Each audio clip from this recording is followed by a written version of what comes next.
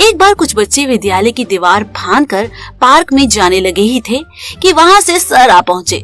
जल्दबाजी में 2-4 बच्चों की शर्ट लोहे की ग्रिल में अटक कर फट गई। मुझे ये जानकर इतनी हंसी आई थी कि कितने ही बच्चों के पास बैग में सुई धागा था और सब अपनी अपनी क्लास में जाकर सिलाई करने लगे। मैंने पूछा कि अबे क्लास में सुई कौन लाता है? तो कहने लगे, लाना पड़ता है भाई, तू नहीं समझेगा, तेरी मम्मी हमारी मम्मी की तरह नहीं है ना। अगर मम्मी ने फटा हुआ शर्ट देख लिया तो फिर तो भाई पूछ ही मत। आज भी हंसी आती है। आज भी सोचता हूँ कि स्कूल में कौन सुई धागा लेकर जाता होगा। आज वो कितने याद आते हैं। इसका अंदाजा हम जैसे स्कूलों से पढ़े विद्यार्थी ही लगा सकते हैं। कक्षा 7वीं की वार्षिक परीक्षा आ गई थी। मैं हर विषय में अच्छा था सिवाय अंग्रेजी और गणित के। मैं हर विषय में टॉप आ सकता था और वो भी सीधे पकड़े हुए सूची पत्र में।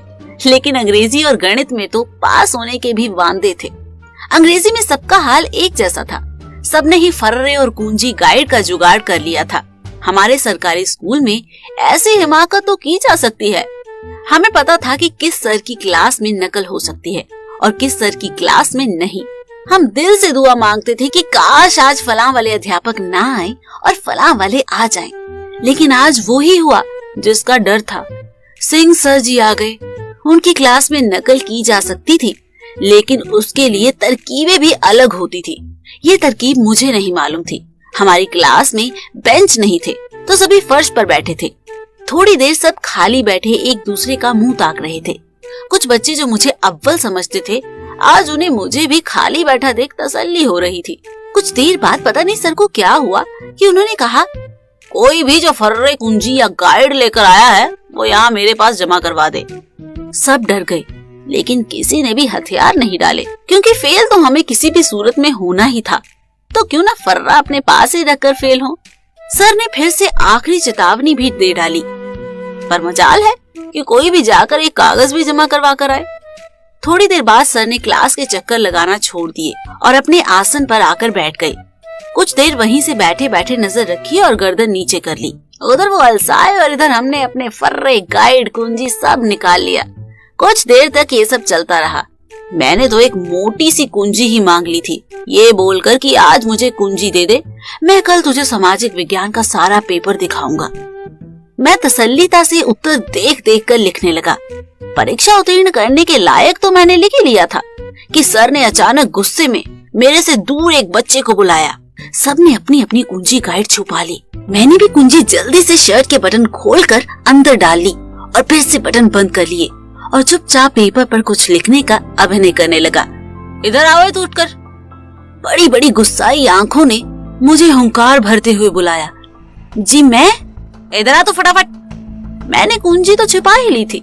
मैंने सोचा कि क्या होगा, ज्यादा से ज्यादा मैं खड़ा हो जाऊंगा और वो दरी के नीचे चेक करेंगे कि कुछ है तो नहीं। कुंजी मेरे शर्ट से बाहर झांक रही थी, जिसका मुझे जरा भी अंदाजा नहीं था। मैं धीरे धीरे सर की ओर बढ़ने लगा। मैं पूरी तरह विश्वस्त था कि मैं बाइज्जत बरी कर दिया जाऊंगा। सर मेरा अपराध सिद्ध कर ही नहीं पाएंगे। अरे जल्दी आ, उन्होंने फिर कहा।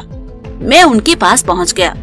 वो पूछे, क्यों रे, नकल कर रहा है तू भी? ना नहीं सर, नकल और मैं? नहीं। तिमतिमाई आंखें और भी बड़ी हो गई और बोले, चुपचाप यहाँ रख दे जो भी है तेरे पास। नहीं सर, कुछ भी नहीं है मेरे पास। पूरी क्लास की नजर मुझ पर थी। आज कोई टॉपर नकल करते हुए पकड़ा जो गया था। नहीं है तेरे पास कुछ भी? नहीं सर। मुझे क्या पता था कि कुंजी खुद ही झांक रही है। हर मुजरिम कुछ न कुछ सबूत छोड़ ही देता है। उन्होंने मेरी कमीज का गिरेबान पकड़कर मुझे इतनी जोर से झकझोड़ा कि डर के मारे, खैर छोड़ो, क्या कहूँ। मेरी शर्ट जो पैंट में दबी थी, बेल्ट के सहारे वो अब बाहर आ गई। उसके साथ ही कुंजी जमीन पर फैलते हुए ऐसे गिरी जैसे कोई पक्षी पंख फरफराते हुए जमीन पर आ गिरा हो। और ये एक जोरदार थप्पड़ मेरे गाल पर। पूरी क्लास में सन्नाटा, लेकिन मन ही मन सब हंसते हुए। गनीमत ये रही कि उन्होंने मेरा पेपर नहीं छीना और बिना कुंजी वापस किए मुझे बैठने को कह दिया। अब तक मेरी इज्जत तार तार हो चुकी थी। क्लास में सन्नाटा था। थोड़ी देर बाद मेरे बगल में बैठे निहायती नालायक अव्वल दर्जे के भोंदू फुसफुसाते हुए, भाई यार 7वें क्वेश्चन का उत्तर दिखा दे। चल कमीने, तेरी तो दूर हट, चल दिखा देना भाई, नहीं तो मैं फेल हो जाऊंगा भाई। तो मैं क्या करूं, फेल हो जा तू मेरी बला से। यार पापा बहुत मारेंगे इस बार फिर से फेल हुआ तो। सर देखो ये दोनों नकल कर रहे हैं मेरे पेपर से। मैंने सर को बता दिया। हाँ तो कर लेने दे, तेरे साथ साथ ये भी फेल हो जाएंगे। शायद सर ने कटाक्ष किया था। फिर उन दोनों की भी पेशी की गई और उन्हें तो बरी भी नहीं किया गया क्योंकि समय भी लगभग समाप्त होने को था।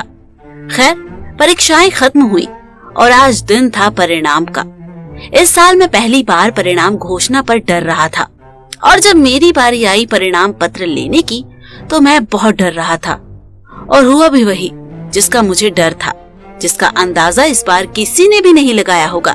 इस वर्ष अव्वल विद्यार्थियों में मेरा नाम नहीं था। इस बार मैं केवल उत्तीर्ण भर ही हो पाया था। मैं अगली क्लास में चला गया, लेकिन ये पहली बार था कि मैंने प्रथम 3 अव्वल स्थानों में से एक पर भी अपनी जगह नहीं बनाई थी। वो दोनों इस बार सच में ही बहुत पिटे अपने अपने पिताजी से।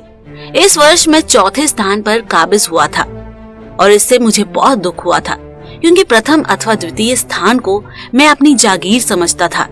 इस वर्ष एक नया लड़का प्रथम आया था। वो हट्टा कट्टा मोटा लड़का था। लगभग सभी चौंक गए थे उसके इस कारनामे से। एक बात तो स्पष्ट थी कि वो पढ़ने वाला ही बच्चा था क्योंकि हमारे स्कूल में कोई नकल करके उत्तीर्ण तो हो सकता है लेकिन प्रथम स्थान हासिल नहीं कर सकता था। वो लड़का थोड़ा शरारती भी था। प्रथम स्थान आने के कारण वो अब अव्वल विद्यार्थियों का मित्र हो चुका था, लेकिन वो मुझे परेशान किया करता था। एक बार की बात है, हम सब अपनी कक्षा में बैठे थे लेकिन कोई भी अध्यापक क्लास में नहीं आए थे।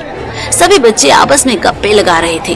कोई किसी को चिढ़ा रहा था तो कोई सर नीचे करके सो रहा था। इसी बीच वो लड़का फिर मेरे पास आ गया और गप्पे लगाने लगा। उसके बहुत पूछने पर मैंने बताया कि मेरे पापा पुलिस में हैं और उसे इस पर विश्वास नहीं हुआ। सही में तेरे पापा पुलिस में? हाँ ना यार, सच बता बे। हाँ कहा ना मैंने। चल अब चाट मत, निकल यहाँ से। अच्छा मैं पूछूं उससे जाकर? उसने मेरे एक दोस्त की तरफ इशारा करते हुए कहा। हाँ जब पूछ ले। वो सच में उसके पास जा पहुंचा